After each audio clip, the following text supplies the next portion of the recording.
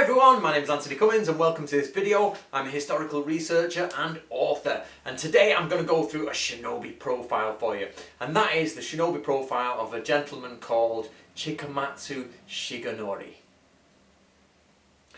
Now, Chikamatsu Shigenori is a very interesting character. Now, we have published his works in Iga and Koka Ninja Skills, so if you want to read what I'm about, the skills he recorded, you can get them in the links below. But here we go, let's look at the life of Chikamatsu Shigenori.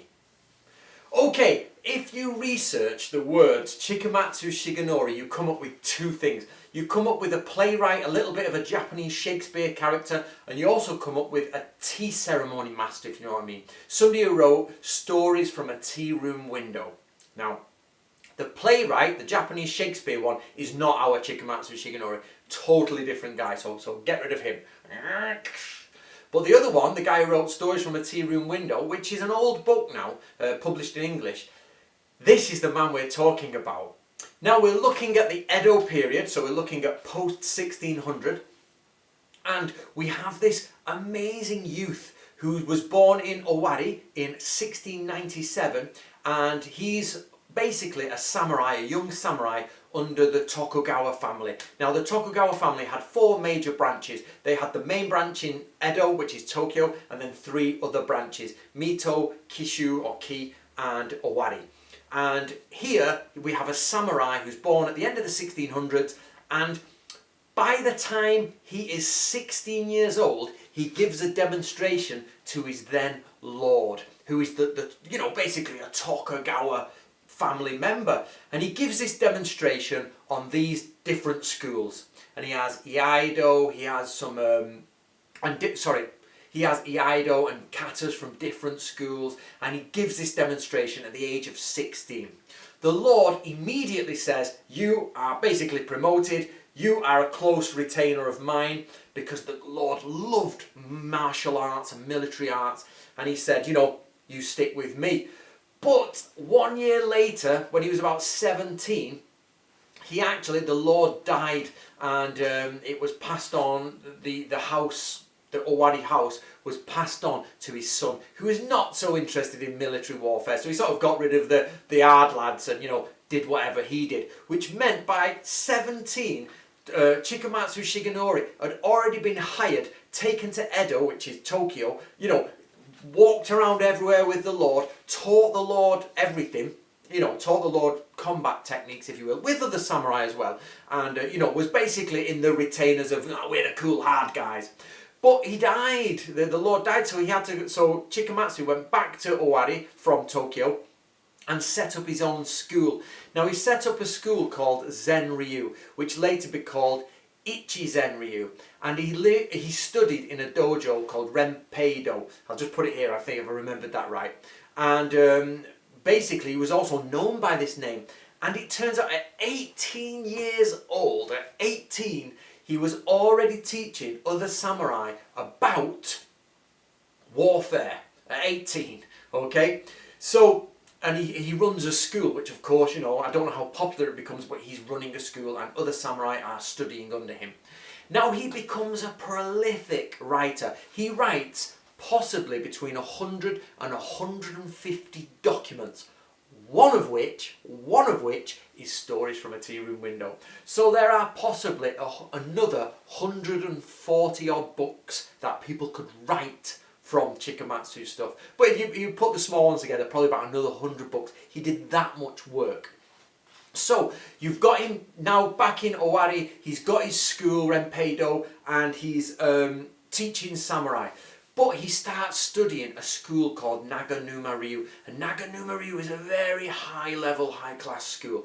And it's said, from the research me and Yoshi did, it's said that out of all the students they had, over 1,000 students, only 10 got full licenses. And Chikamatsu Shigenori became fully licensed in one of the most prestigious, and they're very Chinese classic-y style, high-level tactics and warfare. And he, not only did he have his own school, not only did he have multiple other schools, he then was one of, basically Menkyo Kaiden, if you like, of one of those prestigious schools.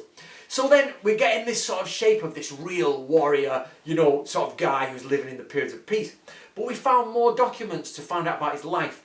And it's said that every morning he goes down to his dojo, dresses in hakama, which he doesn't have to do if he's outside of the castle. So he doesn't, but he dresses in formal wear. He prays to the altar, and he prays for success in any war, and he also prays and says against fire. He doesn't want fire to come. And then he practices X amount of katas from each of his schools in the morning, and every day he's practicing all these katas. Then another story tells us that he had a friend who was a tea ceremony master, because of course he loved all the arts, Chikamatsu Sensei. So he's there with this tea master studying, and he says to him, I don't have a lot of funds, so if you would be so gracious, would you lend me X amount of money? But I don't want it now. He says, if we ever go to war, I need this money for war gear and starting at war if it goes off. To which his friend says, yes, of course, lend that money. So every year on New Year's he sends him, gifts of cakes and gifts of sake, because he knows that if he ever goes to war, he can get this stash of cash and start buying what he needs to buy for war, which means he's prepping always for war. Very much the samurai.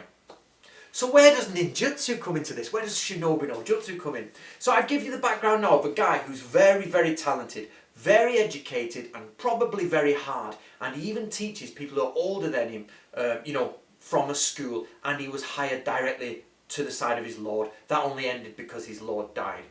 So you've got this very military, organised person. So he goes to find two people in Owari, one from the line of Koka Mono, and one from the line of Iga. Now I'll give you their names here. We've got the Koka Mono guy here. He's actually not from Koka itself. He's he's got the lineage, if you like, from Koka. And you've got another guy from Iga, again not directly from Iga. Remember, what you've got is Iga Mono and Koka Mono being hired in multiple provinces around Japan, and their children are born and born and born. And this is one of the things that Chikamatsu writes about, is that because they're so far removed, the people don't know each other anymore, and where it used to be a network of connected networks throughout all of the Sengoku period, now in the peace period people don't travel so much to each other, or they don't keep up the letter writing and the gift giving, because Iga and Kokomono really knew each other. They were cousins and brothers, but by this point they're so far removed that they're actually no longer from Iga or Koka, but they have the lineage and tradition. So Chikamatsu Sensei says, I'm going to study, and he studies Koka Ryu and he studies Iga Ryu, but that's more streams from Iga and Koka, and he records them in these documents. I'll put the documents name there. So these documents he records most of his shinobi stuff in, and he actually does quotations on Sun Tzu's Art of War and the 13th chapter. And he learns all this from Iga and Koka ninja. And not only that, he's actually given, and I'm going to put the name up here, he's given a license. So he's a fully licensed Iga no Mono, and he's a fully licensed Koka no Mono of Iga Ryu and Koka Ryu, and basically a full-blown, fully trained shinobi on top of all of the other stuff he's ever done. Now, in the 20th century, it was said that there are three major ninja manuals: the Bansen Shukai, the Shoninki, and the Shinobi Hiden. Now, out of those, if you've ever kept up with my work, the Shinobi Hiden is a little bit like, yeah, it's better than other ninja manuals, but it's still like, it doesn't explain enough. I personally would say, if you want to start in ninjutsu, and if you're serious about ninjutsu, you need to read Chikamatsu's work on the shinobi. Iga and Koka Ninja Skills, guys, I know it's a bit of a plug for a product, but that's what I do on it. But honestly, he basically starts off and says, right, the skills of the ninja are falling away. So what I'm going to do is write them down, and he says he's going to write 70% down, and he's actually going to withhold 30%, which is the kuden, the oral tradition. Now, but he says don't worry about that, and he says I've not hidden anything, I've not put anything, in any sort of puzzle, it's there simply for you. And he writes down the skills of the ninja.